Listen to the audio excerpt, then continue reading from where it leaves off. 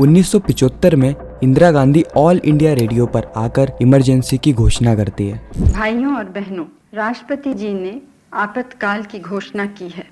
इससे आतंकित होने का कोई कारण नहीं है और यह भारत की डेमोक्रेसी का काला दौर माना जाता है। उस समय सरकार हर बड़ी आवाज को दबाने की कोशिश कर रही थी, चाहे वो मीडिया हो या अपोजिशन लीडर। मीडिया पे सेंसरशिप लगा दी गई थी और वही जानकारी लोगों तक पहुंचने लगी थी जो कि सरकार पहुंचाना चाहती है, और जो वास्तविक घटना घट रही थी उसे छुपाया जा रहा था। आपातकाल की मानसिकता ये अपने आप में बहुत बड़ी चिंता का विषय। अलोकतांत्रिक रवैया भारत जैसे देश में कभी भी नहीं चल सकता है। कई सारे अपोजिशन लीडर्स को जेल में डाल दिया गया, लेकिन उस दौरान कुछ लोग ऐसे भी थे जो कि सरकार की पकड़ से बचे रहे और अंडरग्राउंड रहकर देशवासियों को सही जानकारी पहुंचाते रहे। जिसमें से एक नाम आता है नरेंद्र मोदी का, जिनकी पॉलिटिकल करियर की शुरुआत ही इमरजेंसी से हुई है। इन लोगों की मेहनत से रिजल्ट यह निकला कि इमरजेंसी के ठीक बाद कराए गए इलेक्शन में इंदिरा गांधी हार जाती है और पहली बार भारत में नॉन कांग्रेसी सरकार सत्ता में आती है। तो आज की वीडियो में हम यही जानेंगे कि उस दौरान किस तरीके से नरेंद्र मोदी ने आरएसएस के लिए इमरजेंसी के विरोध में काम किया। 25 जून की वो रात देश की आत्मा को कुचल दिया गया था, देश के मीडिया को दबोच दिया गया था, देश के महापुरुषों को जेल के सलाखों के पीछे बंद कर दिया गया था, पूरे हिंदुस्तान को जेल खाना बना दिया गया था। किसी की सत्ता चली न जाए इसलिए उस समय जो भी इस पाप के भागीदार थे, ये दाग कभी मिटने वाला नहीं। 1975 से 1977 तक करीब 20 से 21 महीने तक यह इमरजेंसी चलती है और उस दौरान जो भी भारतवासियों के साथ बुरा हो सकता था वह होने लगता है। जबरदस्ती लोगों की नसबंदी करा दी जाती है, कई सारे प्रोटेस्टर्स को पकड़ के जेल में डाल दिया जाता है।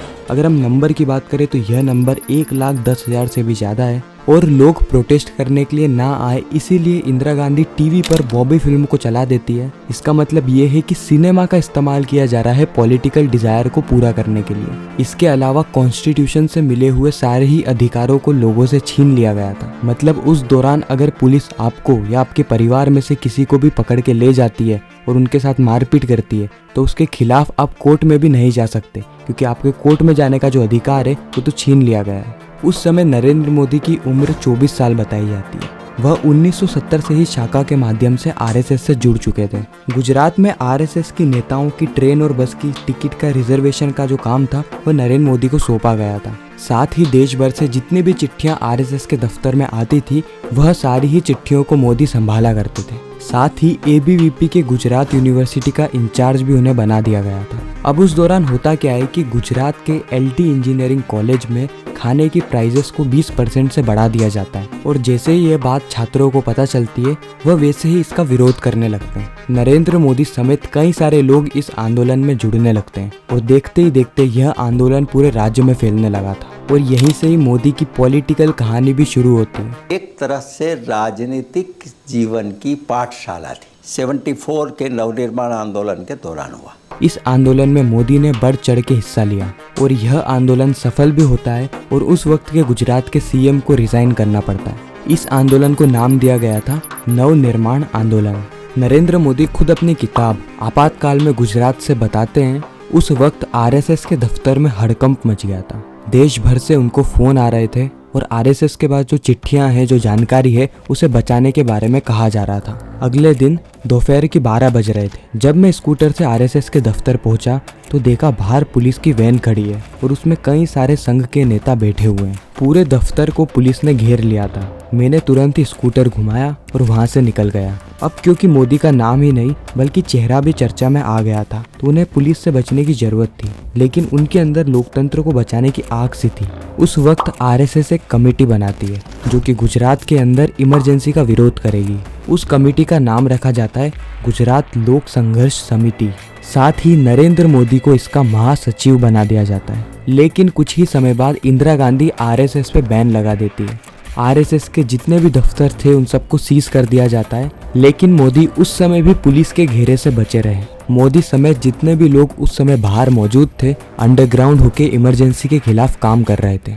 आरएसएस की जितनी भी सीक्रेट मीटिंग होती थी नरेंद्र मोदी उसमें अलग अलग भेष बना के जाया करते थे। कभी कॉलेज स्टूडेंट तो कभी स्वामी तो कभी सरदार। अंडरग्राउंड रहना पड़ता था, पुलिस के वारंट थे, पुलिस पकड़ना चाहती थी तो कभी स्वामी जी बन गए, तो कभी कॉलेज स्टूडेंट बन गए, तो कभी सरदार बन गए। नरेंद्र मोदी उस समय पत्रिका छापा करते थे, साथ ही उसे देश भर में पहुंचाया करते थे।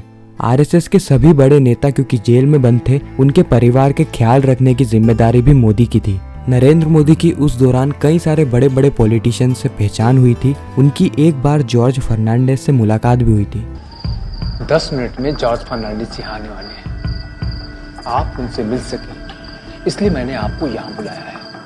नरेंद्र मोदी की खुद की भी एक पत्रिका चली करती थी साधना नाम से। इस पत्रिका में वह इमरजेंसी के खिलाफ छापा करते थे। फिर जैसे ही इमरजेंसी खत्म होती है, उसी दौरान इंदिरा गांधी इलेक्शन करवा देती है।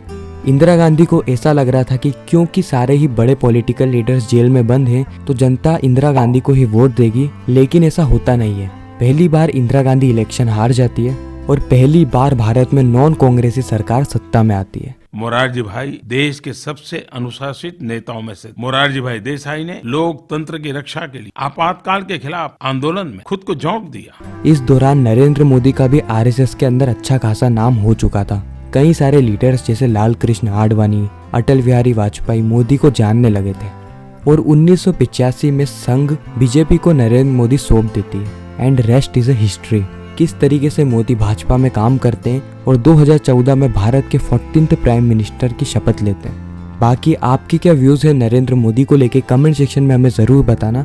वीडियो अच्छी लगी हो तो वीडियो को लाइक कर देना, चैनल को सब्सक्राइब कर देना। मिलते हैं किसी नेक्स्ट इन्फॉर्मेटिव वीडियो में।